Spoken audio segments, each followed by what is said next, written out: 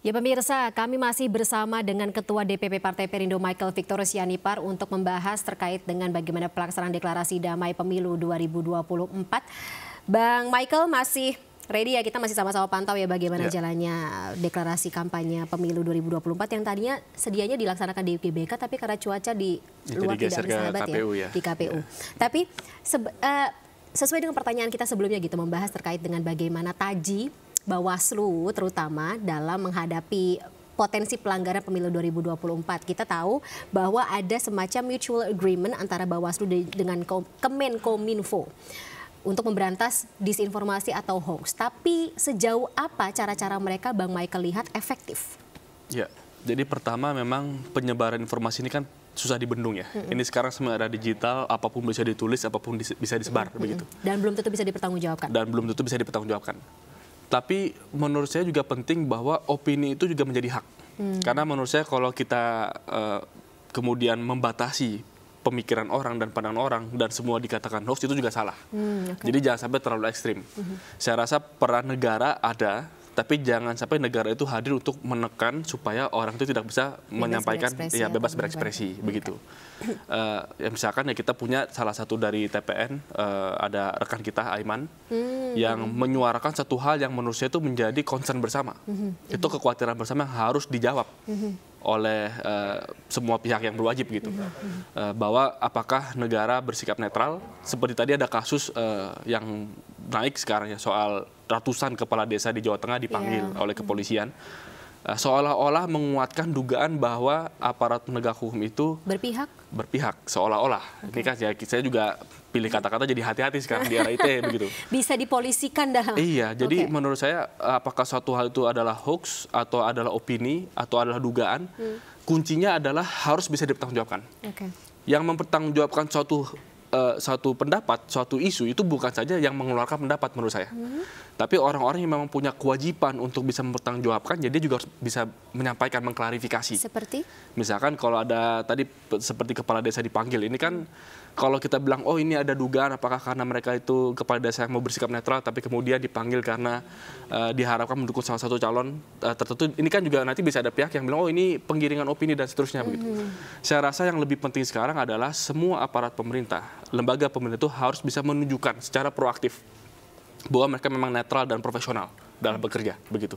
Jadi kalau sampai ada opini-opini dari masyarakat tentang apakah ada permasalahan itu harusnya pemerintah yang menunjukkan bahwa memang mereka institusi yang bisa dipercaya begitu. Jadi dalam hal ini Bawaslu, Menkominfo boleh ada mengatur supaya hoax tidak disebar, tapi harus tetap ada ruang-ruang bahwa opini dan dugaan yang cukup ada basis itu tetap bisa disuarakan. Karena ini saling menjaga, ini kebebasan berpendapat. Begitu. Walaupun ya saya juga tidak atau bukannya mau berburuk sangka ya, tapi ketika bagaimana melihat pelaksanaannya selama ini, pemerintah dikhawatirkan atau aparat dari pemerintah dan juga aparat dari kepolisian sudah dikhawatirkan terkait dengan netralitasnya, ya bagaimana masyarakat atau konstituen sebagai calon pemilih bisa bersikap?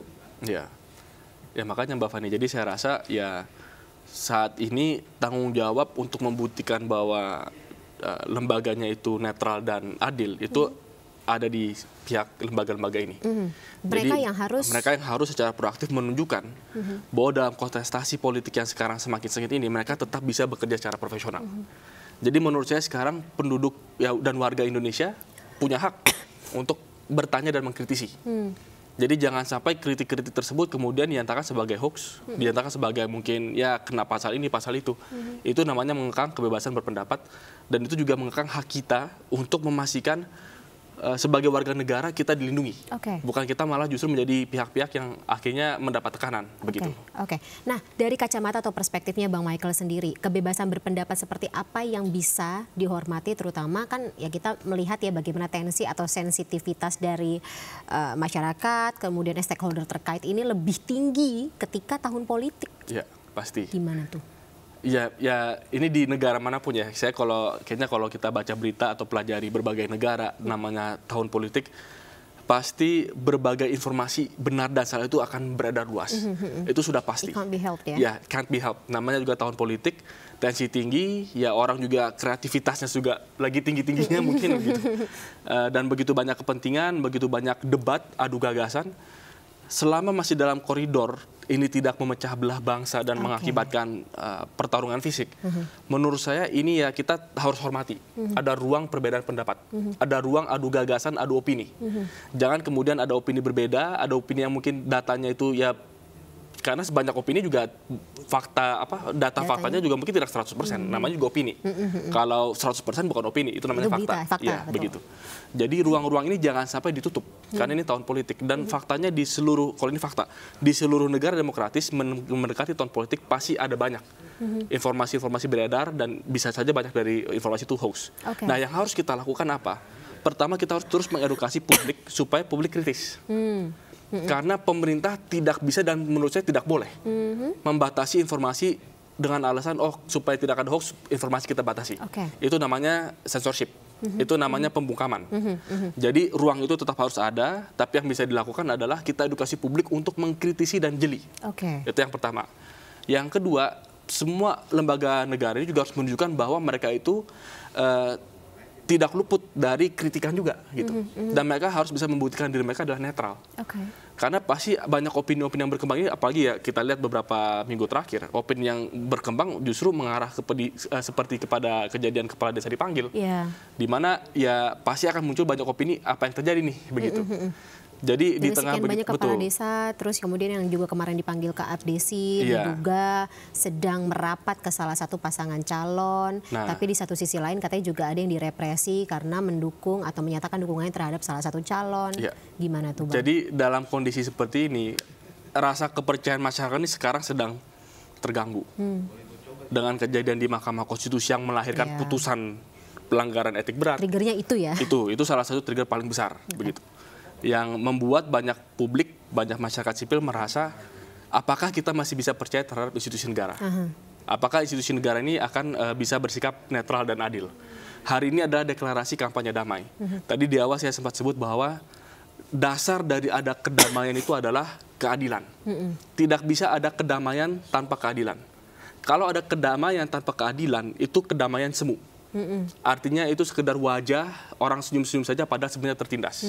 Kalau kita mau benar-benar pemilu ini damai, maka pemilu itu harus adil. Sama kalau kita lihat pertandingan bola, dua tim sedang bertanding. Kalau wasitnya nggak adil, ya pasti ricuh. Pasti ricuh, udah pasti. Ya apalagi kalau di Indonesia, gitu, udah pasti ricuh gitu. Karena ya rasa keadilan masyarakat itu kuat dan masyarakat tidak bisa dibodoh-bodohi. Mau itu disajikan apapun, mereka tetap bisa menilai bahwa ini ada yang nggak benar nih. Oke. Nah, bicara mengenai kemampuan masyarakat untuk menyortir, menerima, kemudian menyortir, kemudian mengolah informasi terutama yang ada di media sosial, Bang Michael, saya sih perlu bertanya terkait dengan kan tingkat literasi digital masyarakat kita juga tidak merata. Betul. Banyak yang mengerti, banyak yang sudah bisa melakukan sortirannya itu, tetapi banyak juga yang belum bisa, Bang Michael gitu. Dan potensi disinformasi, hoax dan juga hate speech ini justru lebih banyak di kalangan masyarakat yang tadi literasi digitalnya dipertanyakan.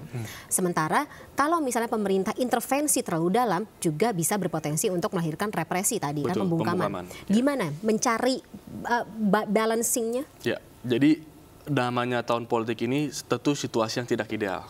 Sekali lagi di dalam tahun politik, dalam kontestasi politik, hal ini pasti terjadi, sudah pasti terjadi. Di negara semaju, di semua negara, di Amerika apalagi, bahkan negara yang lebih maju, yang lebih sejahtera, yang harusnya masyarakatnya lebih terdidik, ternyata sama aja begitu. Jadi kalau saya rasa ini bukan sekedar masalah tingkat ekonomi ataupun tingkat pendidikan, tapi inilah memang ya dasarnya manusia dalam suatu kontestasi pasti ada berkompetisi dan itu mempengaruhi cara berpikirnya juga. I will do anything to win. Iya, ada itu, ada juga unsur polarisasi. Kalau orang sudah mungkin dia bergaulnya dengan yang kubu di kiri, pasti pemikirannya akan semakin tajam di situ. Yang bergaulnya di kubu di kanan pasti seperti itu. Nah, jadi hoax sering muncul karena ya kebetulan Anda duduk di kubu tertentu aja begitu, sehingga punya opini-opini yang akhirnya makin ekstrim karena kalian ngobrol di kalangan yang ya punya pemikiran yang memang timpang gitu, cenderung ke satu pihak saja begitu. Oke, idealnya tapi nggak bisa begitu dong, Bang. Iya, ya. Nah, tapi apakah ideal itu akan bisa terjadi? Karena dalam kontestasi seperti ini pasti ada pembelahan-pembelahan seperti itu. Nah, itulah kenapa penting bagi para pemimpin untuk memberikan contoh. Oke. Karena kalau di bawah itu namanya akar rumput ya susah dikontrol. Dan mereka punya semangat dan itu kita apresiasi, bagus. Artinya mereka antusias terhadap demokrasi. Kalau masyarakat diam-diam aja, nggak ngobrol, nggak diskusi, ya nggak akan ada hoax. Tapi artinya apa? Nggak ada kepedulian di tengah masyarakat. Itu juga indikator, apatisme itu juga indikator yang negatif sebenarnya. Kalau mungkin ada banyak adu opini, ada banyak perbedaan opini, bahkan ada yang mengarah ke hoax gitu ya, mengarah ke tuduhan-tuduhan, ya itu hal yang negatif ya, tuduhan dan hoax itu. Tapi itu juga menunjukkan berarti di bawah ini hidup. Nah, tapi yang perlu dilakukan adalah tentu para pemimpin-pemimpinnya ini harus memberikan contoh yang baik. Jangan sampai di level atas ini yang menyuruh atau mungkin membiarkan, memelihara perpecahan ini. Gitu. Atau memantik justru yang memulai. Iya, betul. Nah, itu kenapa deklarasi hari ini jadi sangat penting. Karena ini kan wujud komitmen dari para capres-cawapres, dari para pimpinan partai politik, dari lembaga-lembaga negara untuk bersepakat nih. Ibaratnya sebelum pertandingan mulai, ya ini gimana komitmen mereka? Betul, jabat tangan dulu nih. Para pemain jabat tangan, wasit di tengah. Ibaratnya kalau kita nonton bola kan wasitnya juga lempar koinnya dulu, toss dulu kan, toss koinnya dulu, abis itu ya udah kamu di kiri, kamu di kanan, udah oke, bertandinglah dengan adil, kira-kira begitu. Nah, momen ini penting karena itu menunjukkan supporter yang nonton pun juga akan ngelihat, oh, para pemain kita sendiri saling menghargai. Wasitnya juga kelihatannya bisa dipercaya nih, karena dia tidak condong ke kiri, condong ke kanan, dia adil di tengah berdiri, dia lempar koin, oke, kepala siapa, mau di kiri, mau di kanan, kira-kira begitu kan. Nah, itu yang diharapkan. Jadi dari level atasnya harus bisa memberikan contoh teladan yang baik. Itu yang pertama. Yang kedua, kita juga harus mengembalikan peran dari masyarakat sipil. Memang mungkin mayoritas masyarakat itu tidak sekritis itu. Mereka juga tidak selalu mengikuti berita-berita perkembangan politik dan tidak selalu punya waktu untuk mengecek. Saya rasa bukan berarti masyarakat kita nggak kritis, tapi memang sibuk. Ada yang sibuk atau ada yang punya hal-hal yang lain. Kalau dapat informasi ya dia nggak sempat Google, karena Google cari tahu benar gaya informasi itu kan perlu waktu. Iya. Akhirnya dia punya keputusan apakah saya percaya informasi yang disebar di WhatsApp ini atau saya nggak percaya. Tapi kalau berharap, oh saya diminta kritis, saya harus klarifikasi, saya cek sendiri, saya cari tahu sendiri, saya nggak punya waktu. Atau bosen, saya langsung buka aplikasi yang lain aja deh, kira-kira begitu kan.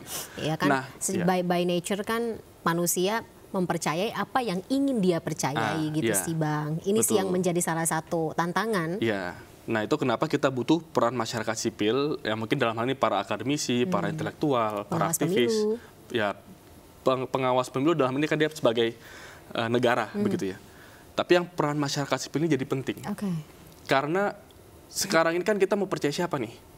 Ada teman kita mungkin di WhatsApp grup kirim informasi, kan kita jadi berpikir nih kok informasinya condong ke kiri, apa dia dari kubu kiri, kok condong ke kanan, apa dia dari kubu kanan, atau dia memang benar-benar netral dan dia memang share aja karena ini isu yang menarik, kita nggak tahu. Jadi sekarang ini pun jadi saya rasa di tengah masyarakat gimana kita membaca siapa yang sebenarnya secara objektif memberikan informasi yang memang perlu kita konsumsi. Nah, itulah kenapa opinion leaders yang datang dari masyarakat sipil ini jadi penting, karena mereka adalah orang-orang yang kita bisa cukup percaya, dalam hal ini media termasuk. Adalah pihak-pihak yang perlu memainkan peran, ada netralitas yang tetap dijaga, yang cukup dijaga, dengan tetap menyajikan fakta dan menyajikan kekritisan. Bebannya media cukup berat ya, Bang Michael. Oke, Bang Michael tahan dulu, kita saksikan sama-sama. Ini ada iring-iringan mobil kepolisian yang diduga menjadi iring-iringan atau konvoy dari peserta pemilu 2024. Lebih tepatnya saya barusan mendapatkan informasi bahwa ini adalah mobil atau iring-iringan mobil dari calon presiden nomor urut 02 Prabowo Subianto yang tiba di gedung KPU.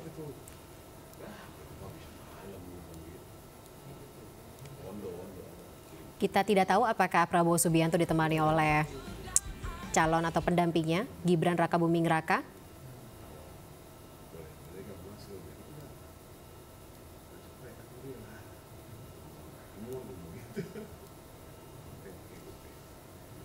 Dan sementara di dalam gedung KPU Republik Indonesia sendiri sudah hadir lebih dulu pasangan nomor urut 01 Anies Baswedan Muhaimin Iskandar dan pasangan nomor urut 03 Ganjar Pranowo Mahfud MD. Baik, pemirsa, Prabowo Subianto ditemani oleh calon wakil presidennya Gibran Rakabuming Raka. Keduanya sama-sama menggunakan kaos biru muda yang mungkin sebagian besar dari pemirsa sudah melihat ya balihonya. Bang Michael juga mungkin lihat ya balihonya, tapi dalam bentuk AI. Lebih banyak yang AI sesuai dengan bagaimana citra yang ingin tampaknya disampaikan ya dalam pemilu 2024 ini, kegemoyan atau kedekatannya dengan apa ya namanya, politik santun, politik santuy, jargon yang sering kita dengar. Juga ada mantan Ketua Umum Partai Solidaritas Indonesia atau PSI Giring Ganesha di sana ya.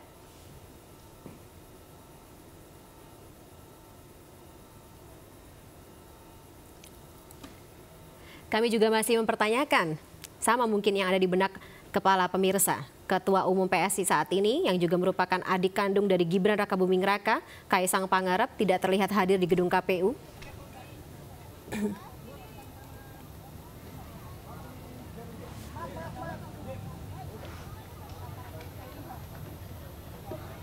Kalau membandingkan atau komparasi Bang Michael, pelaksanaan pemilu 2024 ini dibandingkan pemilu 2019 seperti apa? Ya, kalau menurut saya sekarang ini yang dipertaruhkan lebih besar. Karena sama-sama kompetitor baru ya, kontender baru ya. Kalau sebelumnya kan kontender baru sih enggak ya, kan ada salah satu capres yang sudah berkali-kali ya veteran gitu. lewat pesta politik di Indonesia sebelum ini. Iya, tapi yang menarik kali ini kan tidak ada incumbent yang maju. Jadi sebenarnya seharusnya istilahnya ini permainan terbuka nih, semua punya kesempatan yang sama. Walaupun salah satu cawapresnya putra dari incumbent. Nah, ya itu yang menjadi faktor yang sekarang dipertanyakan orang gitu. Apa yang Bang Michael harapkan dari isi deklarasi damai hari ini? Ya, yang pasti kan kita berharap bahwa ini kan calon-calon pemimpin bangsa. Artinya kita tidak bisa bicara kepentingan pribadi atau kepentingan partai tertentu atau kubu capres tertentu. Tapi di sini sebenarnya kesempatan di awal pertandingan kita menunjukkan kita ini satu. Kita ini bangsa Indonesia. Jangan sampai proses pemilu ini memecah belah kita sehingga kita tidak bisa berkumpul bersama lagi. Begitu. Jadi pertemuan yang guyup seperti ini di awal ini, ya jujur aja saya nggak tahu nih. Ketemu guyup seperti ini lagi nih kapan jangan-jangan setelah selesai pemilu. Moga-moga itu terjadi lagi begitu ya. Tapi mulai besok, mulai kampanye mulai, pasti semuanya langsung bergerak, bergerilya. Dan battlefield ya sudah pertempuran kira-kira begitu ya, secara politik sudah akan berjalan dengan secara sangat terbuka begitu. Jadi momen awal ini menurut saya momen yang harus kita apresiasi dan kita hormati bahwa ini adalah panggung di mana semua capres-cawapres bisa berdiri sama tinggi, duduk sama rendah, dan di sini ya berdiskusi, berbincang-bincang. Inilah perdamaian yang kita harapkan gitu. Dan saya yakin bahwa semua yang berkontestasi ini, capres-cawapres ya adalah putra-putra terbaik bangsa, begitu ya. Artinya mereka terpilih atau tidak terpilih ya tetap akan punya peran di Republik Indonesia ke depan. Jadi ya kita berharap bahwa mereka melihat bahwa membangun Indonesia bukan sekedar pemilu ke pemilu saja. Tapi ada satu perjuangan yang lebih besar dan itu harus dibangun bersama-sama. Walaupun ya bisa dibilang sih waktu-waktu sebelum adanya deklarasi kampanye damai pemilu 2024 dan jelang besok hari pertama kampanye pemilu 2024 banyak dugaan atau tuduhan terkait dengan kecurangan yang terjadi. Terutama kalau misalnya kita melihat bagaimana putusan dari Mahkamah Konstitusi ini justru menjadi semacam wajah bahwa memang ada dugaan intervensi dari pihak-pihak yang punya kekuasaan, yang punya kepentingan politik terhadap kesuksesan pemilu 2024. Ya tentu saya menyayangkan kejadian-kejadian seperti itu terjadi begitu dan bahkan sudah ada putusan dari Majelis Kehormatan yang menyatakan ini pelanggaran etik berat. Jadi ada satu permasalahan yang sangat serius di sana gitu. Bahwa pemilu ini kemudian lahir dari satu proses yang cacat, yaitu kita sayangkan. Tapi ya saya juga dalam hal ini kan saya dari salah satu partai, saya juga mewakili salah satu kubu capres-cawapres yang ada juga begitu. Tapi menurut saya itu sudah terjadi. Sekarang kita bicara realitanya adalah kita harus jalan ke depan. Kita move on, jalan ke depan, kontestasi sudah berjalan. Tentu banyak hal yang kita tidak sukai atau tidak ideal, tapi ya kita harus jalan terus begitu. Dan pada akhirnya akan memutuskan adalah masyarakat, rakyat Indonesia. Ya kalau saya pribadi, saya tentu akan terus berusaha mengedukasi masyarakat ya, mengingatkan bahwa kita harus memilih calon presiden dan calon wakil presiden yang tidak punya cacat masa lalu.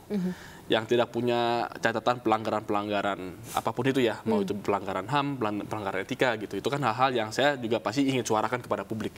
Tapi pada akhirnya publik yang akan menilai dan menentukan, dan kita harus hormati itu begitu. Jadi ya kembali lagi bahwa deklarasi pemilu damai ini ya momen bahwa mungkin tidak harus semua yang duduk di sana saling menyukai satu sama lain. Mungkin ada juga orang-orang yang duduk di sana yang merasa, oh saya disakiti oleh pihak itu, saya disakiti pihak itu, dan seterusnya. Tapi katanya politik nggak boleh baper. Tapi nggak boleh baper, betul.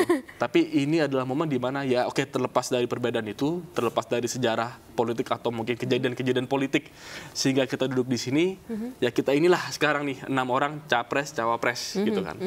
Jadi bagaimana 6 orang ini akan menjalankan kampanye mereka ke depan, akan menentukan stabilitas bangsa, akan menentukan stabilitas ekonomi kita juga, stabilitas sosial kita, karena semua itu akhirnya akan terdampak oleh kejadian politik.